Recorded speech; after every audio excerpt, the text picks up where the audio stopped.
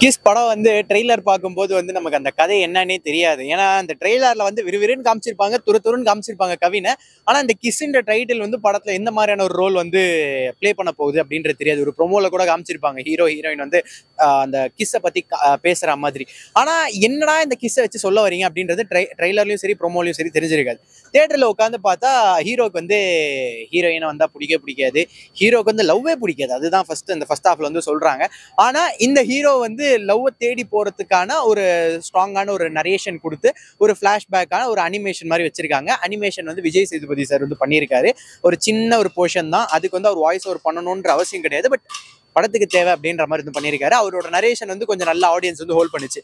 அப்படியே நீங்க first half பாத்தீங்க அப்படின்னா ஃபர்ஸ்ட் ஹாஃப்ல வந்து கொஞ்சம் டிராகியா, கொஞ்சம் அந்த ஒரு 20 நிமிஷம் தாண்டினோடனே என்னடா காமிச்ச சீனே வேற ஆங்கிள் காமிக்கிறீங்க அப்படின்ற மாதிரி வந்து தோணும். ஆனா இந்த ஃபர்ஸ்ட் ஹாஃப் மட்டும் நீங்க அடக்கி அப்படியே உட்காந்து பாத்துட்டீங்க அப்படின்னா செகண்ட் ஹாஃப் வந்து ஓரளவுக்கு டீசென்டாவே இருக்கும். கவினை வந்து நல்லா காமிச்சிருப்பாங்க. இந்த ஃபர்ஸ்ட் ஹாஃப்ல வந்து முக்கியமான விஷயம் என்னன்னா அந்த ஒரு சில விஷயங்கள்லாம் ரிப்பீட் ஆகுற மாதிரி லாகியா, கொஞ்சம் டிராகியாலாம் இருக்கும்ல. கவினோட பெர்ஃபார்மன்ஸ் நமக்கு ஃபர்ஸ்ட் ஹாஃப்ல வந்து ஹோல்ட் பண்ணி வைக்கும். ரெண்டாவது அந்த ஃபர்ஸ்ட் ஹாஃப்ல இருந்து கதையை வந்து பில்ட் பண்ணி வைப்பாங்க. இது ஒவ்வொன்றுத்துக்கும் கதை வந்து செகண்ட் ஹாஃப்ல தான் ஆரம்பிக்க போகுது. ஒவ்வொரு சீனுக்குமே பின்னாடி வந்து ஒரு கதை வந்து பில்ட் ஆகுது அப்படின்ற மாதிரி ஸ்லோவா பில்ட் பண்ணியிருப்பாங்க. செகண்ட் ஹாஃப்ல கவின் வந்து ஆடியன்ஸ் இன்னுமே டைட்டா வந்து பிடிப்பாரு. இந்த லவ் அப்படின்ற ஒரு விஷயத்த வந்து சூப்பரா வந்து செகண்ட் ஹாஃப்ல வந்து காமிப்பாங்க. ஹீரோக்கு வந்து லவ்வே பிடிக்காதுலாம் பார்த்துருப்போம், ஹீரோக்கு வந்து கிஸ்ஸே வந்து பிடிக்காது அப்படின்ற மாதிரி வந்து பார்த்துருப்போம். பட் அப்படியே போக போக வந்து ஹீரோக்குன்னு ஒரு ஸ்டோரி, ஹீரோ வந்து ராஜாவா வந்து ஒரு ஃபிளாஷ்பேக் வச்சிருப்பாங்க. அது அப்படியே முடியும் போது ஒரு நாயை உள்ள கொண்டு வந்து நாய்க்கு ஒரு லவ் ஸ்டோரி வந்து வச்சிருப்பாங்க. அது வந்து ஆடியன்ஸ் வந்து எக்ஸ்பெக்டே பண்ணியிருக்க மாட்டாங்க. ஆனா அந்த நாயை வச்சும் ஒரு லவ் ஸ்டோரி சொல்லணும் அப்படின்னா அது டைரக்டர் வந்து ப்ராப்பரா அந்த சீன் வந்து ஹேண்டில் பண்ணிருக்கணும். டைரக்டர் அந்த சீன் வந்து சூப்பரா வந்து ஹேண்டில் பண்ணியிருக்காரு. அப்படியே செகண்ட் ஹாஃப் போனோம் அப்படின்னா ஹீரோ ஹீரோயினோட அந்த ஒரு லவ் போர்ஷன்ஸ் வந்து வருது. அது ஒர்க் அவுட் ஆயிருக்கு. இந்த படத்திலே முக்கியமான விஷயம் என்னன்னா ஹீரோ ஹீரோயினை ஒரு சில சீக்வன்ஸ்ல பார்க்கும்போது அப்படியே பார்த்தா அண்ணன் தங்கச்சி மாதிரி இருப்பாங்க. அது மட்டும் கொஞ்சம் எனக்கு பர்சனலா எனக்கு மட்டும் தான் அப்படி தெரிஞ்சதா என்னன்னு தெரியல. எனக்கு அது அண்ணன் தங்கச்சி மாதிரி இருந்துச்சு. ஆனா அவரோட ஹைட்டுக்கும் அவரோட ஃபேஸ் மெச்சூரிட்டிக்கும் அந்த ப்ரீ இன்டர்வல் சீன் முன்னாடி எல்லாம் பாத்தீங்க அப்படின்னா இவர் ஏதோ பெரிய பையன் மாதிரி, அவங்க ஏதோ சின்ன பொண்ணு மாதிரி இருப்பாங்க. ஸோ அந்த ஹைட் வைஸ் எல்லாமே சரி.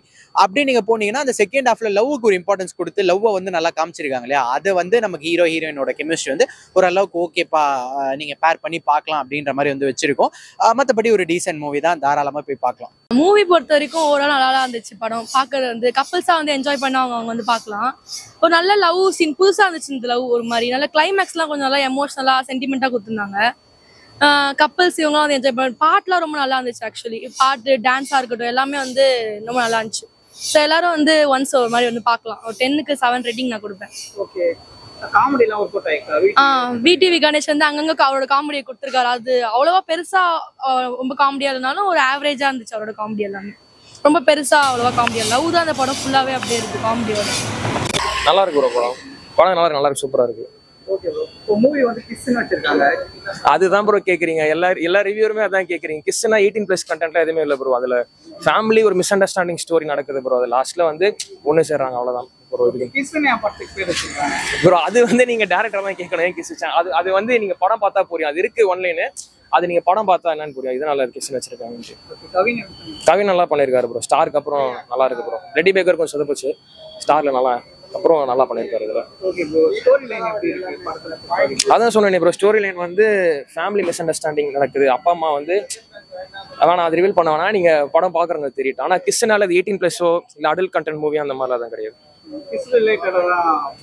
மூவி போகுது ப்ரோ. இது நீங்க நோண்டி கேக்குறீங்க ப்ரோ எல்லாமே கொஸ்டின்ஸ். அதுக்குன்னு சாங் சூப்பரா இருக்கு ப்ரோ. எல்லாமே அனிபான சாங் நல்லா இருக்கு. ஜென் மார்டின் சூப்பரா பண்ணிருக்காங்க. பேக்ரவுண்ட் ஸ்கோர் எல்லாமே சூப்பரா இருக்கு. நல்லா தான் ப்ரோ பண்ணிருக்காரு. ஓவராலா ஃப்ரெண்ட்ஸோட ஃபேமிலியோட என்ஜாய் பண்ணலாம் படம்.